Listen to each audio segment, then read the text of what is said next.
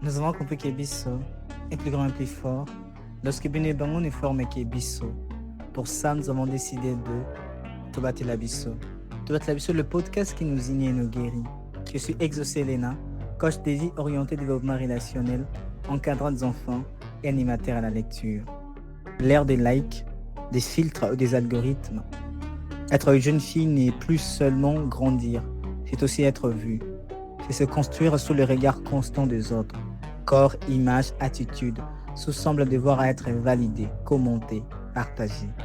Mais derrière les écrans et les sourires en story, il y a aussi des doutes, de pression, de comparaison. La liberté d'être soi quand tout pousse à plaire, où commence-t-elle réellement? Être jeune fille à l'ère des likes, on en parle avec Ruth Capita, visionnaire du club de femmes, CEO de Ruka Cosmétiques. Tout va te laver sur saison 2. Bienvenue à ce 6e épisode. Tout Laviso lance bientôt son studio d'enregistrement podcast audiovisuel et vous pouvez devenir notre partenaire. Vous pouvez aussi nous envoyer des dons financiers et matériels au numéro qui est en description. Abonnez-vous, partagez et activez la cloche de notification pour que nous puissions plus unir et plus guérir. Madame Ruth Capita, Madame Ruka, comme on vous appelle aussi, c'est un très grand plaisir de vous recevoir dans Tobat Labisso. Alors, en quoi les réseaux sociaux influencent-ils l'image que les jeunes filles ont-elles d'elles-mêmes? Alors, merci beaucoup, monsieur, pour votre question. Il est important de savoir et de comprendre ce que les réseaux sociaux créent une pression constante sur les jeunes filles. Beaucoup de jeunes filles se perdent devant les images qu'elles voient et cela entraîne de comparaisons et une recherche de validation extérieure au lieu d'apprendre à se contenter de ce qu'on a. Nous sommes dans une génération où tu verras une jeune fille de 20 ans avec une voiture, avec une maison. Elle peut s'acheter de billets d'avion, voyager comme elle veut. Et comme on appelle sous moi, il y a 20 ans, aza na eloko te, asepelaka na baboti na ye bapesaka ye. Mais ntango azokota internet, azomona d'autres réalités qui la poussent à se sentir inférieure et se dire, mais toza na ye mpe âge moko, je peux avoir ce qu'elle a. Sans savoir d'où provient tous ces biens au mninga aza nango. Ce qui pousse plusieurs filles à la pression, ce qui détourne de nombreuses filles de leur voie et qui éloigne plusieurs jeunes filles de leur destinée. Voilà pourquoi il est essentiel de rester ancré, consciente et sage face à ce qu'on consomme sur les réseaux sociaux. Nous sommes dans l'ère du numérique. Est-ce que maintenant c'est valorise plus en ligne que dans la vraie vie? Souvent oui, je dirais que beaucoup de jeunes filles et même de jeunes hommes se sentent importants seulement lorsqu'ils sont visibles en ligne. Aujourd'hui, il y a beaucoup de gens qui se sont connus au pays, c'est justement grâce à leur présence en ligne, grâce à leur contenu, parce qu'il y a des gens qui créent leur contenu sur les réseaux, et ce qui a permis à ce que beaucoup de jeunes hommes puissent gagner, ou soit de jeunes femmes puissent gagner de contrats avec de magasins, soit de boutiques. Alors, c'est vraiment ça, mais il faut se rappeler que la vraie valeur ne se mesure pas seulement au vu, ni en like, ni en commentaire. Elle se trouve dans les silences et dans l'authenticité, dans, dans ce que l'on est réellement loin des écrans. Parce qu'il y a des gens qui viennent sur les réseaux sociaux, na image moussoussou, mais on peut vivre qu'en réalité, ils ont image moussoussou. Le like sont-ils devenus une nouvelle forme de validation sociale? Ah oui, c'est une bonne question. Pour certains, un post sans like devient un véritable drame. Il y a une course à l'approbation des autres. Aujourd'hui, sur des réseaux sociaux comme TikTok, si tu n'as pas d'abonnés, si ton post n'a pas de like, on te considère presque comme invisible. On finit par penser que ce que tu partages ne vaut rien. Vous voyez? Voilà le pourquoi il y a plusieurs personnes basées sur la facilité d'insulter les autres, de critiquer les autres justement pour avoir de likes, justement pour avoir des abonnés. Mais cette mentalité est dangereuse parce que elle pousse à croire que la crédibilité se mesure uniquement aux likes et aux commentaires. Moto la sous valeur na été, soit respect na été, azana poussa kaka, azala na ba abonné, azala kaka na ba commentaire yebele. Vous voyez un peu. Donc, cette mentalité est vraiment très dangereuse. Vous utilisez les réseaux sociaux, vous êtes d'ailleurs connu sur Facebook. Alors, peut-on vraiment être soi-même sur les réseaux sociaux? Alors, être soi-même sur les réseaux sociaux est devenu un vrai défi.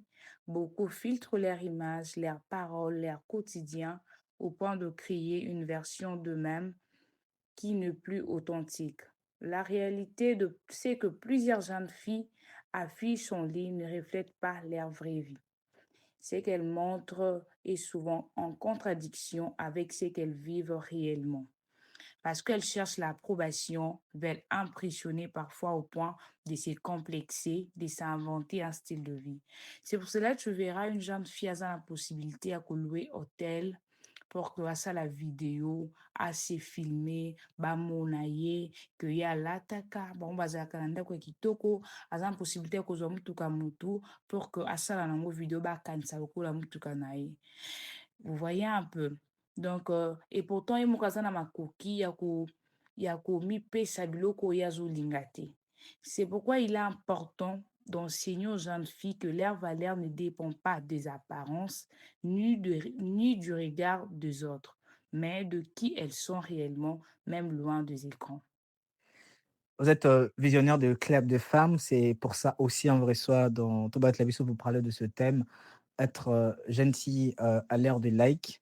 Alors dites-nous un peu, quel rôle joue réellement le club des femmes face à la toxicité numérique?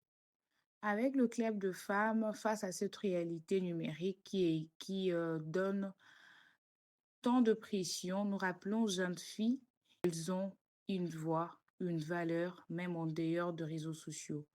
C'est un espace où elles apprennent à se construire loin de regards virtuels et s'affirmer dans la vraie vie. Vous voyez, dire aux jeunes filles que tu ne peux pas seulement impacter posant en ligne pour osa connecter. Non, tu peux impacter aussi sans être connecté. On ne mise pas uniquement sur l'image que tu projettes en ligne, mais sur la personne que tu es réellement. Parce que même ta façon d'être peut influencer les autres, peut permettre les autres à impacter. Donc, au club de femmes, nous voulons que chaque jeune fille comprenne qu'elle peut avoir de l'impact sans avoir posté et sans avoir se laisser faire sur les réseaux sociaux. Il y a plein de conséquences par rapport à cette reconnaissance virtuelle. Semble d'ailleurs pendant le mois de la santé mentale. Alors, dites-nous un peu, quelles sont les conséquences mentales que peuvent être victimes les femmes, les filles, même tout le monde quand ils s'exposent, quand ils recherchent à tout moment une reconnaissance virtuelle? Alors, merci beaucoup, monsieur, pour la question. Je dirais que le réseau social entraîne plusieurs troubles. Troubles de l'image, de soi, de stress, dépendance émotionnelle. On voit aujourd'hui de jeunes filles, même de 16 à 17 ans, passer toute la journée sur Internet. Ce qu'elles consomment en ligne influence profondément leur perception d'elles-mêmes. Vous voyez, parfois, elles commencent à se comparer, à se sentir inférieures, à douter de leur valeur. Elles veulent vivre une vie qu'elles voient en ligne, sans comprendre que ce qu'il y a derrière ces images sont souvent filtrées ou fausses. Cela pousse parfois à des choix contraires aux valeurs familiales. La vérité c'est que certaines images qu'on regarde détruisent plus qu'elles construisent, elles installent la confusion, la pression ou les fausses idées du bonheur. Il faut apprendre à filtrer ce qu'on voit en réalité. Réseaux sociaux, on en parle toujours, on l'utilise tous les jours, mais c'est important d'en parler. Alors, est-ce que les réseaux sociaux renforcent certains stéréotypes de genre? Je dirais que les réseaux sociaux renforcent certains stéréotypes de genre, il pousse le jeune fille à séduire, à plaire, à s'exposer pour exister, vous voyez.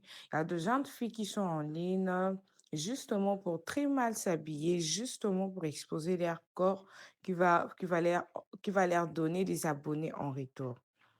L'intelligence, la dignité ou le valeur profonde passent souvent au second plan, malheureusement. On valorise plus ce qui attire le regard de ce qui élève l'esprit. C'est ça, la nouvelle génération que nous sommes en train de vivre. Certaines vont jusqu'à s'exprimer de manière vulgaire ou choquante juste pour attirer des abonnés. C'est un siècle très dangereux, surtout pour la prochaine génération qui est en train de venir. C'est vraiment un siècle très dangereux et qui banalise le vrai potentiel de jeunes filles. Vraiment, je pense qu'il est temps vraiment de briser cela, de briser ces codes et de montrer que la valeur d'une femme ne se limite pas à son apparence ou à sa visibilité sur l'Internet. Comment? Je pense à cette question plus orientée solution.